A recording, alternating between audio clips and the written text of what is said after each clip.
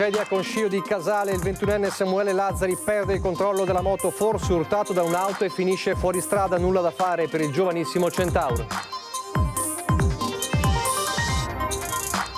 Il 51enne colto da malore in casa viene portato d'urgenza in auto dalla figlia in ospedale, ma l'uomo muore sotto gli occhi della ragazza a poca distanza dal pronto soccorso. Il dramma a Resana. Rapina a Villa Fanna di Villorba, banda di almeno 4 uomini a volto coperto, strattone e minaccia con un bastone la coppia dei custodi. Ennesimo inseguimento in auto tra carabinieri e malviventi a Resana. I fuggitivi hanno spruzzato il contenuto di un estintore sull'auto dei militari per seminarli. Processo Cecchettin, martedì mattina la pronuncia della sentenza a carico di Filippo Turetta. Antena 3 seguirà l'udienza dalle 9:30 con un'edizione straordinaria.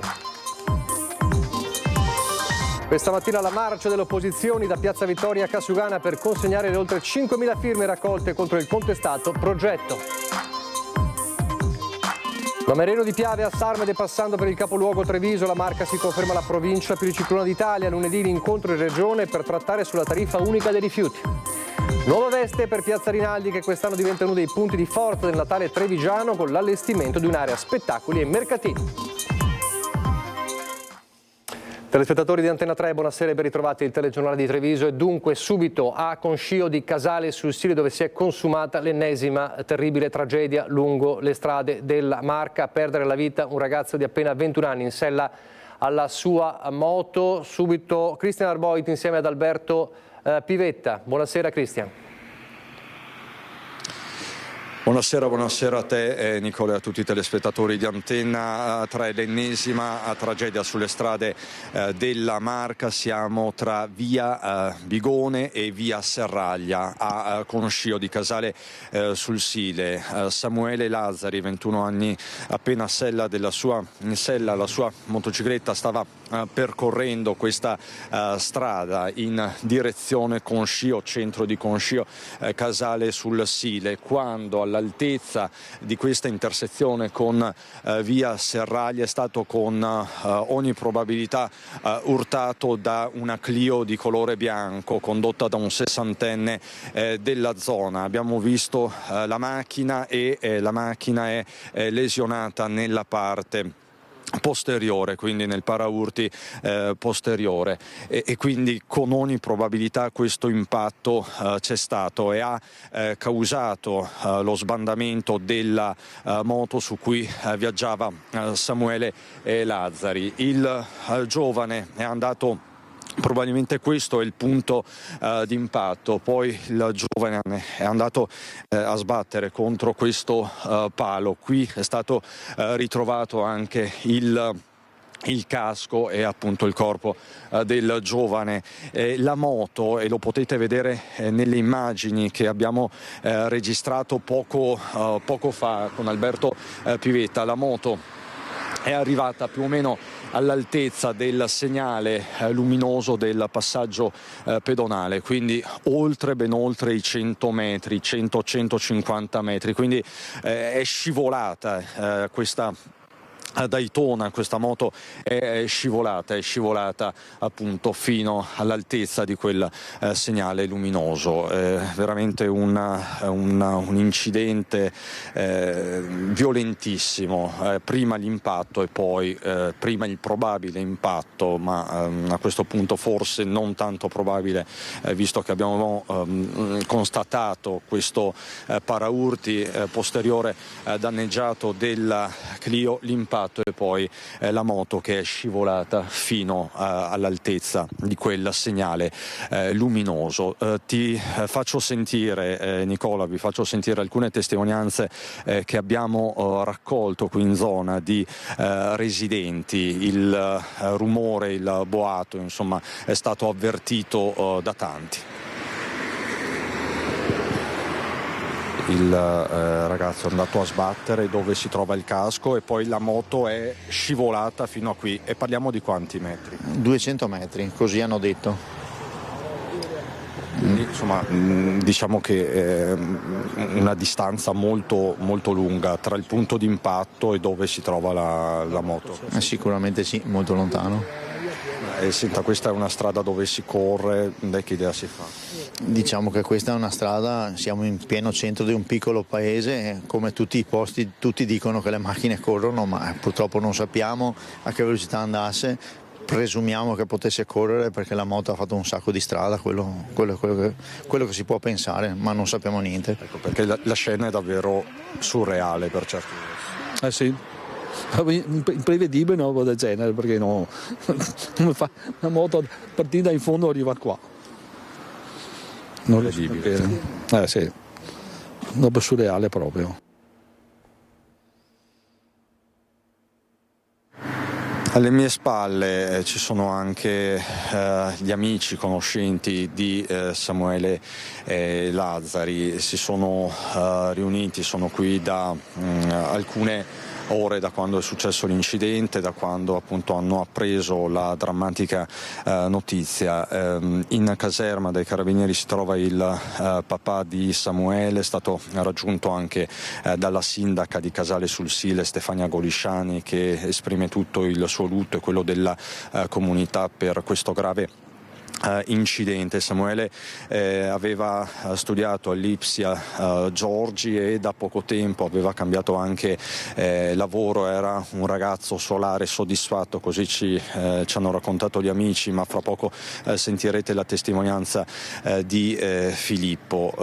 Il giovane Samuele aveva perso la mamma diversi anni fa a causa di una malattia, viveva con il papà e con una sorella più grande. Tra le sue passioni c'era il rugby, per anni aveva militato anche nel rugby Casale, e qui appunto tra i suoi amici ci sono anche diversi rugbisti. Un altro dettaglio non è, subito dopo l'incidente è arrivata una pattuglia della polizia locale e una vigilessa avrebbe tentato una rianimazione sul corpo del giovane, ma per Samuele non c'era più nulla da fare.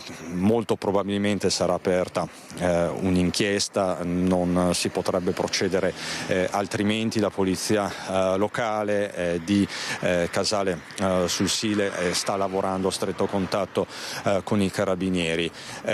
Quindi questi sono i particolari che al momento vi possiamo dare, e Nicola ti restituisco la linea facendoti sentire la testimonianza di uno degli amici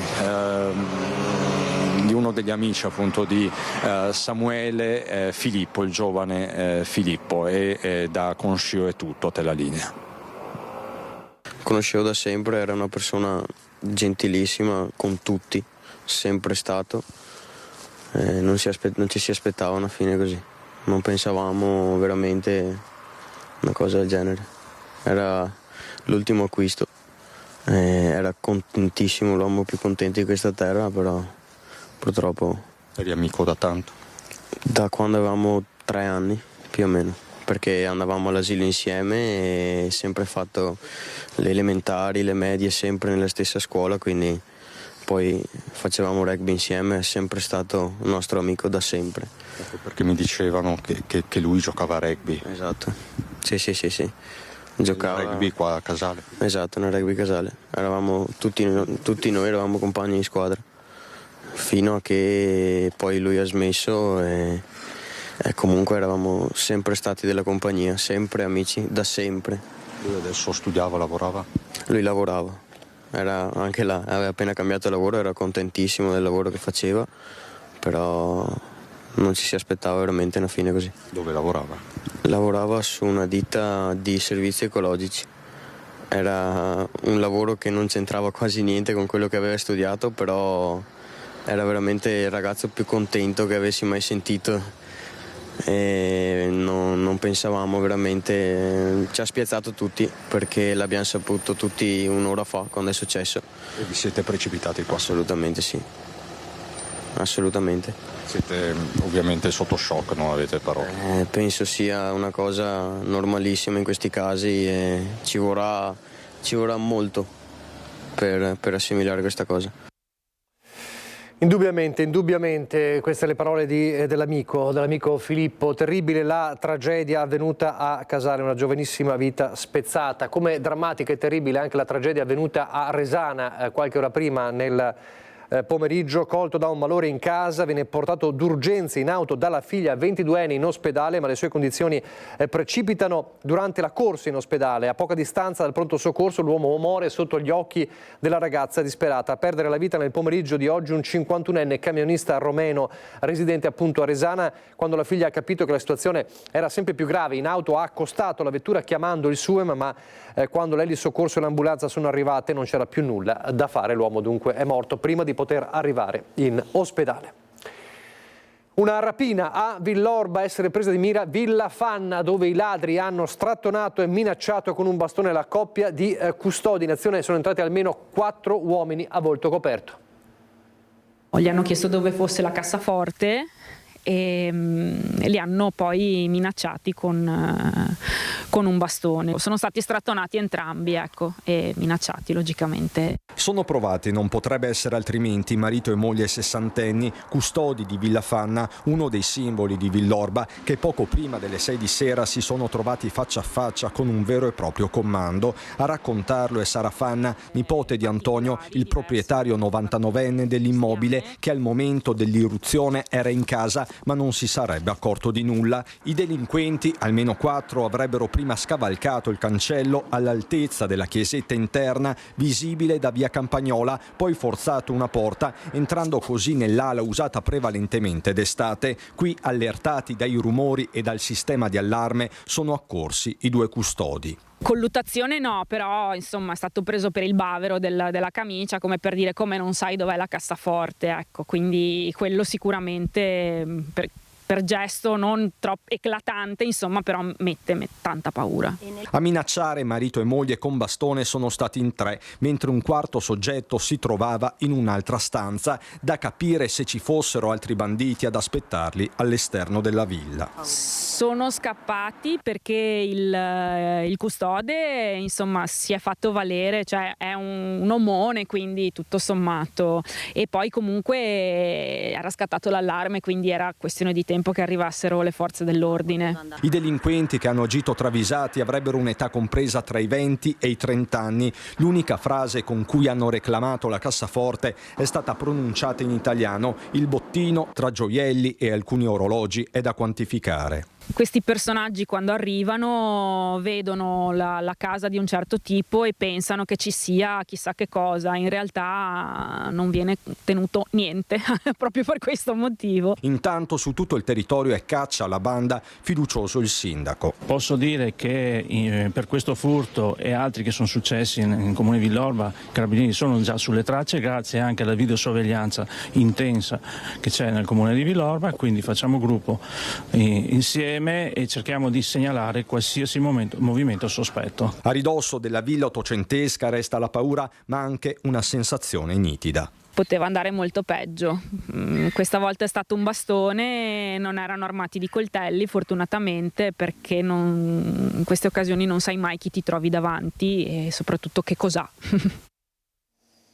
E sempre Sara Fanna, che abbiamo sentito in questo servizio, racconta anche di un episodio accaduto poco più di un mese fa a ridosso della villa, dove una pecora della sua fattoria didattica è stata rubata e sgozzata secondo modalità halal, la macellazione islamica, un fenomeno non raro anche nella Marca trevigiana. Sentite le sue parole.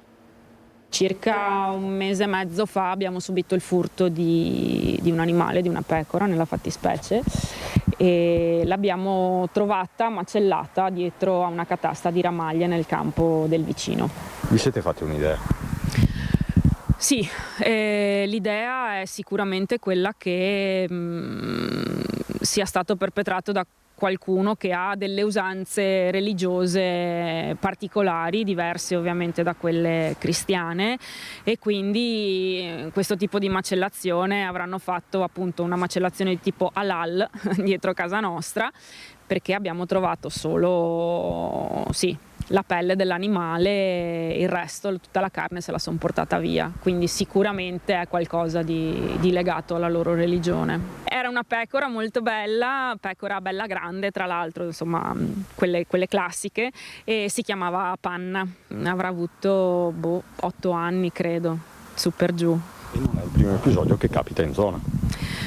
No, non è il primo episodio che capita in zona, mi auguro che sia l'ultimo. E anche perché insomma noi qui cerchiamo di vivere in armonia con tutto quello che è il vicinato, l'ambiente che ci circonda, e appunto volendo sviluppare un progetto dedicato alle famiglie e ai bambini, non possiamo assolutamente pensare di costruire una fattoria a misura di ladro, cioè deve essere fatta a misura di animale, a misura di bambino, a misura di famiglia, a misura nostra, che vogliamo semplicemente cercare di creare qualcosa di bello. Ladri intercettati che fuggono dalle auto dei carabinieri. Ben 4 gli inseguimenti in una settimana tra carabinieri e malviventi a bordo di auto sospette o ladri conclamati. L'abbiamo raccontato in questa settimana. L'ultimo episodio nella notte a Resana, dove i fuggitivi hanno spruzzato, pensate, il contenuto di un estintore sull'auto dei militari per seminarli. A bordo di un'auto con targa sospetta, per seminare i carabinieri che li inseguivano, si sono sporti dai finestrini posteriori e hanno svuotato contro la gazzella dell'arma il contenuto di un estintore. La patina bianca ha oscurato il parabrezza, costringendo i militari a fermarsi. È accaduto nella notte a Resana, ma poche ore prima un altro inseguimento si era verificato a Monastier, dove un equipaggio del radiomobile aveva intercettato un Audi A6 di colore grigio segnalata per essere stata utilizzata in vari furti nelle province vicine. All'Alt dei carabinieri l'auto è schizzata via ad alta velocità e in Treviso Mare è riuscita a dileguarsi. Il tutto pochi giorni dopo l'inseguimento di 3 soggetti albanesi a Olmi, responsabili di 2 colpi a Ceggia nel veneziano, terminato in un incidente, e dall'investimento di un militare a Estrana, sempre da parte di ladri in fuga. Noi abbiamo oltre 100 pattuglie al giorno. È chiaro che il sistema di prevenzione va interpolato, va messo a sistema con un sistema investigativo che ci consente di ottenere delle informazioni che possano poi essere messe insieme per completare il quadro e consentirci di orientare lo sforzo operativo verso quei settori che più ci interessano e che rendono più efficace il sistema sicurezza. E in questo è fondamentale la collaborazione dei cittadini. L'obiettivo è mettere sotto pressione le bande che compiono furti e razzie e dimostrare che il territorio è presidiato dalle forze dell'ordine. Chiaramente la fuga non è un risultato operativo concreto, perché chiaramente non è l'arresto, però comunque è un'azione di contrasto perché ferma l'intento criminale di coloro che volevano compiere furti o reati predatori. Sorvegliate speciali alcune direttrici stradali della provincia. Le grandi vie di comunicazione come la Castellana, la Pontebana, il Treviso Mare sono tenute particolarmente d'occhio, e chiaramente anche i centri abitati che le attraversano, perché comunque c'è una concentrazione maggiore. Torniamo a parlare del processo per l'omicidio di Giulia Cecchettin. Martedì ci sarà l'ultimo atto del processo, la sentenza a carico di Filippo Turetta, e Antena 3 sarà in diretta.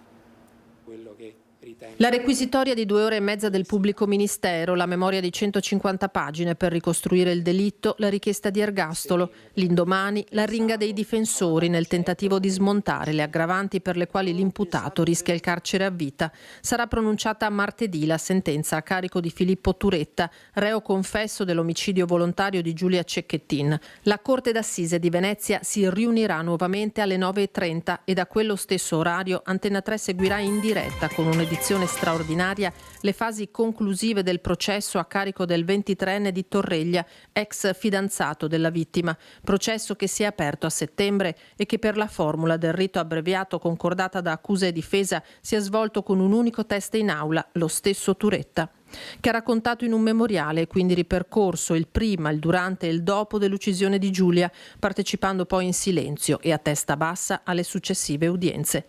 Quella, calendarizzata per puro caso proprio il 25 novembre, giornata contro la violenza sulle donne, in cui il pubblico ministero Andrea Petroni lo ha accusato di aver perseguitato per mesi Giulia, aver premeditato il delitto e averlo consumato con crudeltà, e in cui i legali delle parti civili hanno motivato le richieste di risarcimento di oltre 2 milioni di euro.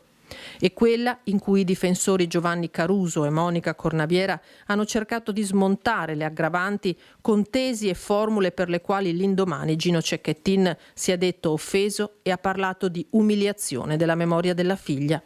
Era un martedì, anche quello in cui l'Italia disse addio a Giulia il 5 dicembre 2023 a Santa Giustina, a Padova.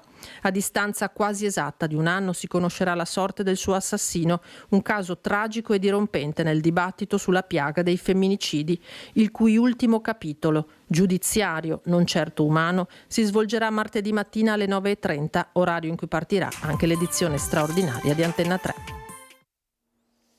Abbiamo iniziato parlando del tragico incidente di Casale, c'è stato anche un altro tremendo schianto nella notte però sulla provinciale schiavonesca marosticana tra Crespignaga di Maser e Asolo. Due automobilisti a bordo di un SUV Volvo e di una Lancia Musa sono entrati in collisione, forse a causa di un'invasione di carreggiata da parte di una delle due auto, e con loro viaggiavano anche 3 passeggeri. La seconda vettura, come vedete in questa immagine, ha sbandato fuori dalla carreggiata atterrando in un campo più basso a ridosso di una vigna. 5 le persone rimaste ferite, fortunatamente in modo non grave. E c'è stato un altro incidente invece questa mattina a Pieve del Grappa, protagonista invece un mezzo pesante.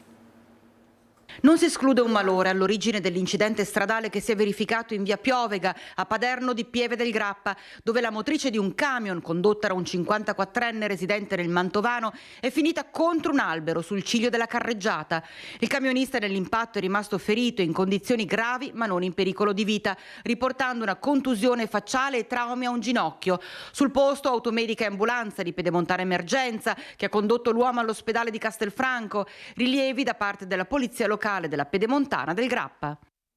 E poi controlli antidroga nelle scuole che continuano da parte dei carabinieri. C'è stato un blitz con le unità cinofile al Max Planck di Villorba. Durante i controlli gli studenti sono stati invitati a lasciare le aule per consentire le verifiche nei locali scolastici e sugli zaini, effettuati con l'ausilio dei cani antidroga. Nel corso dell'operazione uno studente minorenne è stato trovato in possesso di una modica quantità di sostanza stupefacente. È stato ovviamente segnalato alla locale prefettura per uso personale come previsto dalla normativa vigente, controlli che ovviamente continueranno anche nelle prossime settimane, anche nei prossimi mesi. Adesso lasciamo la cronaca e andiamo in pubblicità. Fra pochissimo vedremo la marcia contro il Parc Vittoria.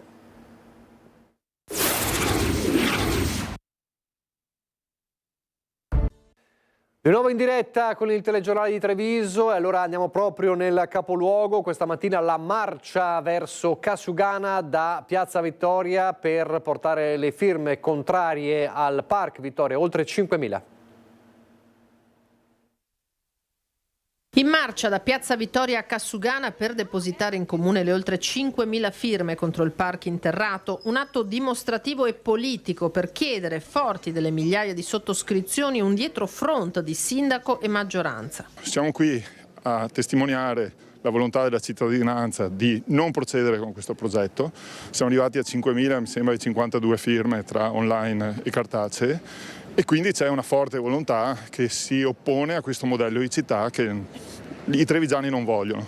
Quindi speriamo che l'amministrazione voglia prendere in considerazione la cittadinanza e la sua volontà. Mettendo al centro la mobilità dolce, il trasporto pubblico, i pedoni e i ciclisti rispetto agli autoveicoli. E ovviamente tutto questo è assolutamente incompatibile con la voragine destinata a ingoiare 33 milioni di euro che potrebbero essere spesi per tantissime altre iniziative. Anche noi presenti qui perché siamo tristi di questa cementificazione, di vedere tutto questo cemento e vedere i bambini che respirano male, respirano tutto sto smog. Quindi chiediamo no Parc Vittoria e chiediamo più verde a Treviso. Noi pretendiamo che diano finalmente chiarezza rispetto a quelle che sono ancora le pendenze amministrative su questo progetto e che si assumano la responsabilità di non trincerarsi dietro vincoli giuridici a contratti eccetera, ma che dicano chiaramente, e noi ancora non l'abbiamo sentito, perché insistono a tutti i costi su questo progetto. Circa un centinaio di rappresentanti del mondo politico e civico hanno partecipato al corteo dalla piazza al comune.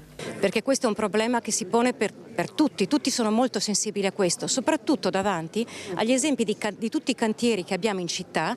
Vediamo bene come funzionano, la voragine di risorse pubbliche che ingoiano, lavori che vanno fatti e rifatti.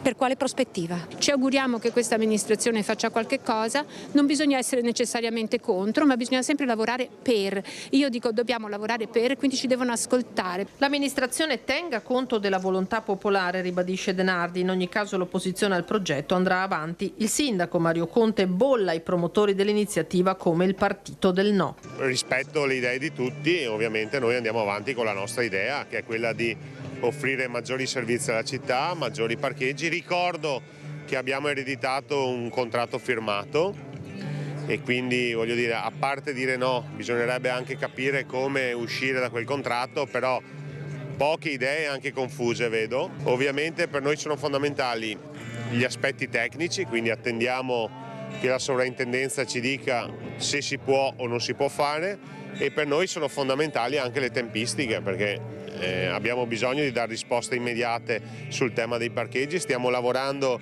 sul Fast Park in zona stadio, quindi daremo fin da subito una risposta a quelle che sono le esigenze di parcheggio, però il Park Vittoria lo riteniamo un progetto importante che noi vorremmo portare a compimento. E intanto in tema ambientale la Marca si conferma la provincia più riciclona d'Italia. Mareno di Piave con 48 kg di rifiuto pro capite mandati a smaltimento e oltre il 91% di differenziata guida i comuni tra i 5.000 e i 15.000 abitanti. Vedelago si conferma leader tra i comuni con più di 15.000 abitanti. Sarmede vince tra i comuni sotto i 5.000 abitanti. In generale vince la Marca, che sbaraglia gli altri comuni capoluogo in una regione, il Veneto, che supera tutte le altre regioni d'Italia per raccolta differenziata e riciclo. A Treviso seguono Belluno e Rovigo, Vicenza, Padova e Venezia, fanalino di coda a Verona. Tra i comuni con maggiore pressione turistica primeggiano Abano Terme e Cavallino Treporti. I dati sono dell'osservatorio rifiuti di ARPAV, la classifica stilata da Legambiente Veneto.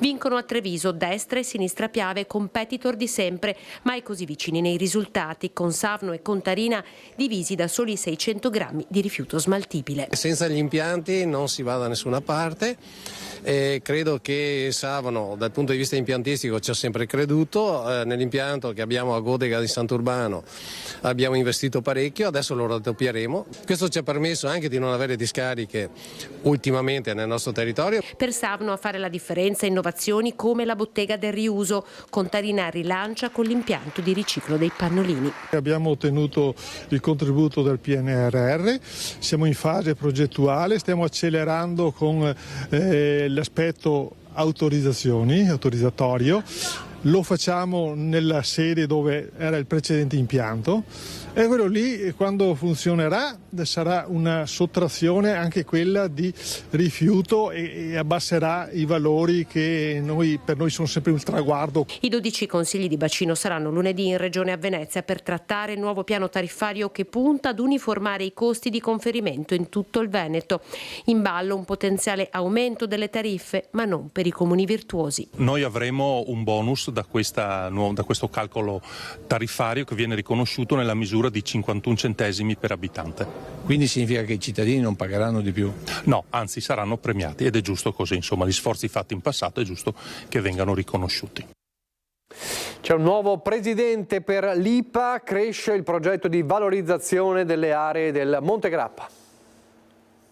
Il consiglio direttivo dell'intesa programmatica d'area Terre di Asolo e Monte Grappa ha eletto all'unanimità la nuova presidenza dell'associazione, che vede nella carica di presidente Claudio Sartor, già sindaco e assessore del comune di Cornuda e consigliere della provincia di Treviso. La nomina di vicepresidente è stata affidata invece a Simone Rec, dirigente di Coldiretti Treviso e presidente della Strada del Vino Asolo e Montello. Il progetto IPA, che vede il coinvolgimento di enti locali, parti economiche e sociali per la valorizzazione del territorio, ha delle priorità ben definite e molto ambiziose. Istituzionalmente i nostri compiti sono quelli di mettere a terra i principali fondi di investimento che ci sono a favore delle realtà locali che riguardano la cultura, il turismo, l'ambiente. È chiaro che noi ci siamo dati gli scopi che sono proprio quelli dello sviluppo turistico della zona, in particolar modo noi teniamo tanto a quello che è lo sviluppo dell'area appunto del Monte Grappa, che entra appunto nel riconoscimento anche come di Mabune dell'UNESCO. C'è molta attenzione per i prossimi bandi di finanziamento, ma anche alla nuova legge sulla montagna approvata dal Parlamento, che ha comunque delle misure molto interessanti da poter sfruttare. Potenzialità che aprono a scenari di grande interesse per l'Asolano, per decine di comuni nel territorio tra il Brenta e il Piave e per tutte le terre del Monte Grappa. 3 i principali ambiti di intervento: cultura, turismo e innovazione d'impresa. Monte Grappa è un luogo simbolo per la natura, ma anche per la storia patria, quindi se pensiamo che a Cima Grappa ogni anno arrivano migliaia, centinaia di migliaia di persone, questo vi fa capire l'importanza che ha quel sito, ma che ha tutto l'ambiente circostante, fatto non solo di natura ma anche di enogastronomia.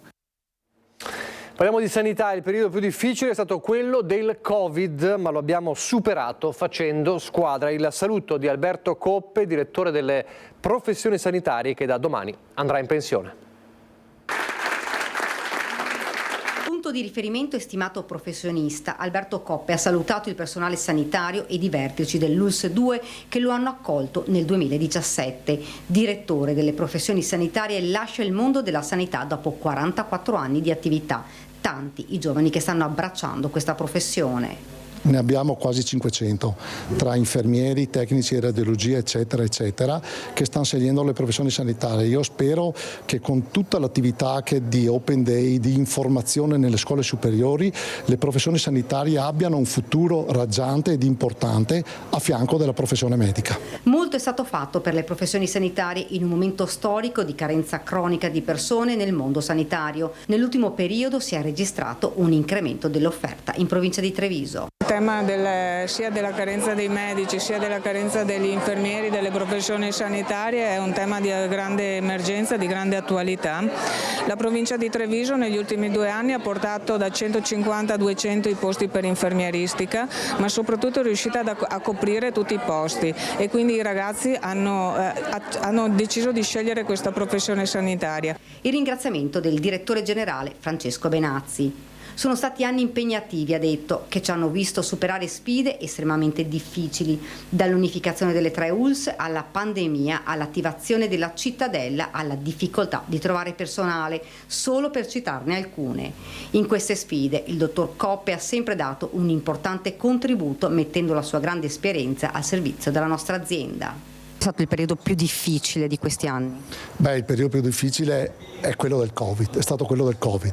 Quello ci ha fatto lavorare 12, 13, 14 ore al giorno, organizzare ogni mezza giornata, riorganizzare l'organizzazione della mezza giornata prima.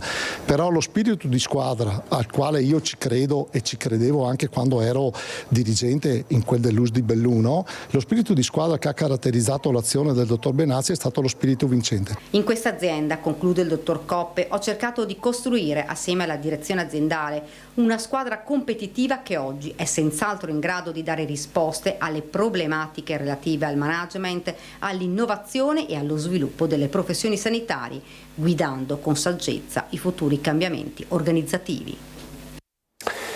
Torniamo a Possagno adesso. Ieri abbiamo raccontato dell'inaugurazione della sala dopo il restauro, la sala cuore, diciamo, della Gipsoteca di Possagno con i capolavori di Canova. Oggi c'è stata l'inaugurazione ufficiale, quindi anche l'emozione della gente che ha potuto visitare quella ala.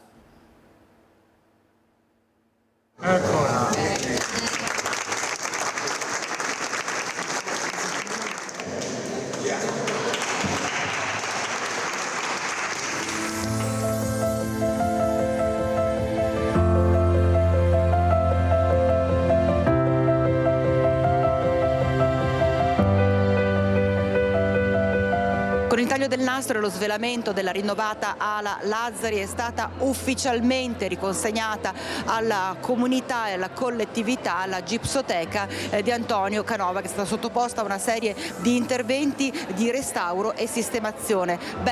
Tanta bellezza che è stata davvero apprezzata dalle persone che oggi non sono volute mancare a questo evento.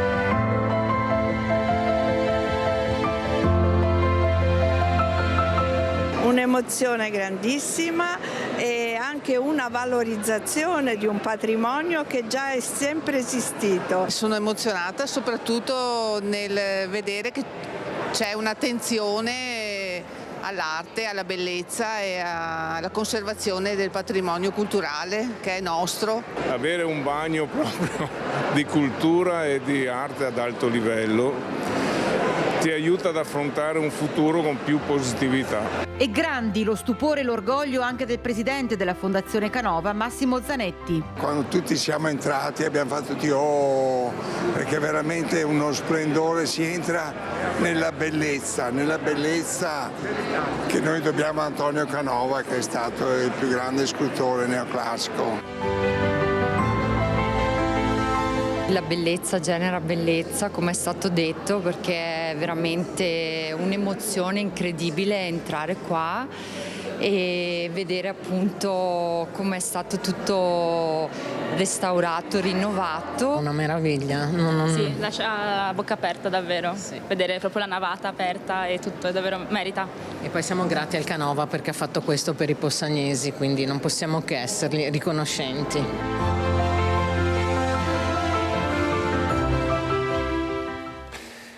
Dai capolavori del Canova al Natale di Treviso, quindi torniamo nel capoluogo. Domani ci sarà l'accensione dell'albero in Piazza dei Signori alle 18. Intanto uno dei punti di forza di questo Natale trevigiano sarà per la prima volta Piazza Rinaldi con il villaggio di Natale.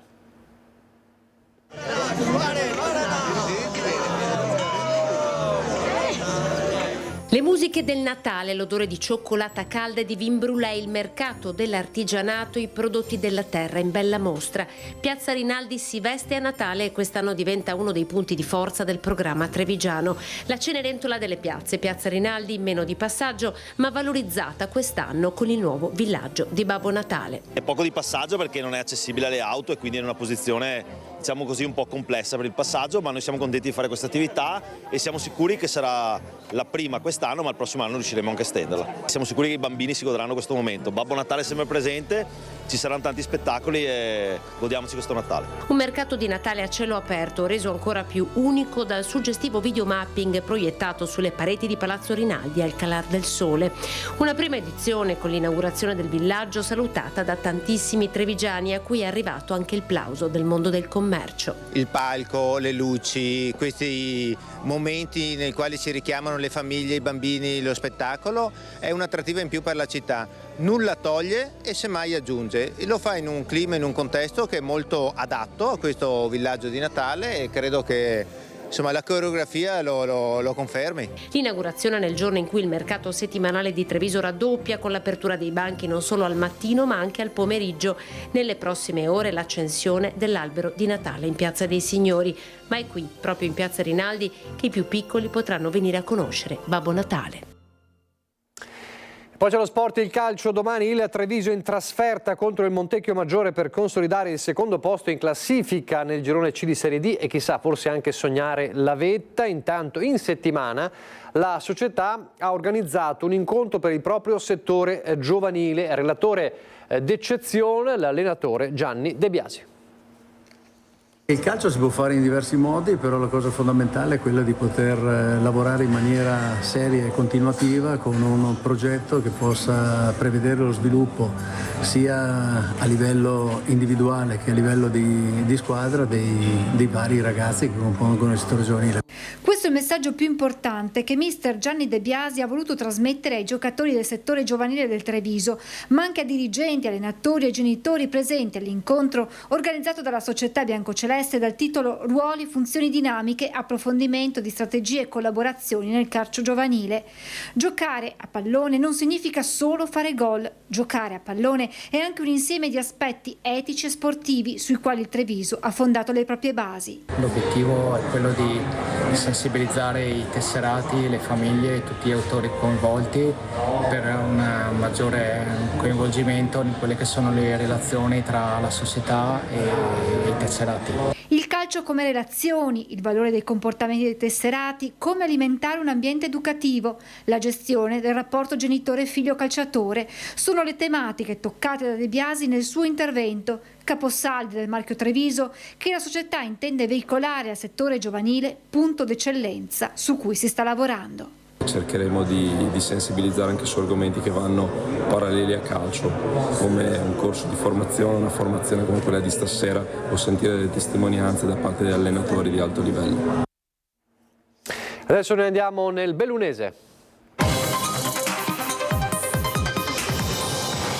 Da una pagina bellunese dedicata all'apertura della stagione sciistica sulle Dolomiti. Grazie alle basse temperature dei giorni scorsi sono stati in molti oggi a Cortina ad allacciarsi gli scarponi.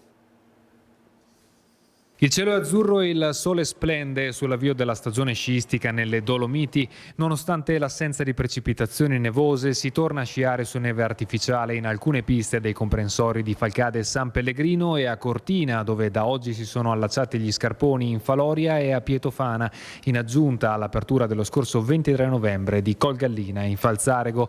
Grandi le aspettative per quello che è l'indotto numero 1 del turismo invernale nelle Terre Alte a un anno dall'evento olimpico. Ma le aspettative sono buone, se non buonissime. Siamo partiti con la parte alta una settimana prima delle previsioni, quindi direi benissimo. La necessità di sciare su neve artificiale non sembra aver scoraggiato l'affluenza degli sciatori in arrivo da tutto il mondo per sfrecciare sulle piste incastonate tra i colossi dolomitici, e lo stesso discorso vale per l'aumento del prezzo degli ski pass, ovunque compreso tra il 3,7 e il 5,2%.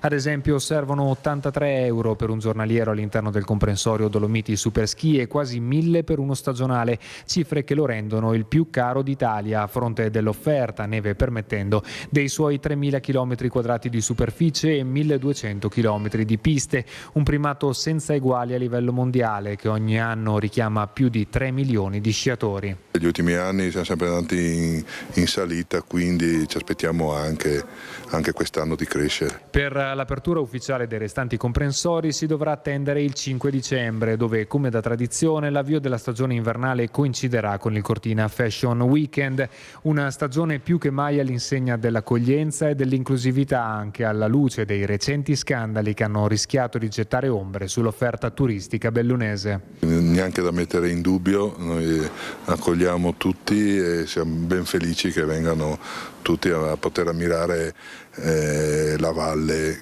che è uno dei posti più belli del mondo. Allora sentiamoli alcuni degli sciatori che ha incontrato oggi Stefano Bozzi. Siamo a Cortina per la riapertura della stagione invernale 2024-2025, riapertura degli impianti.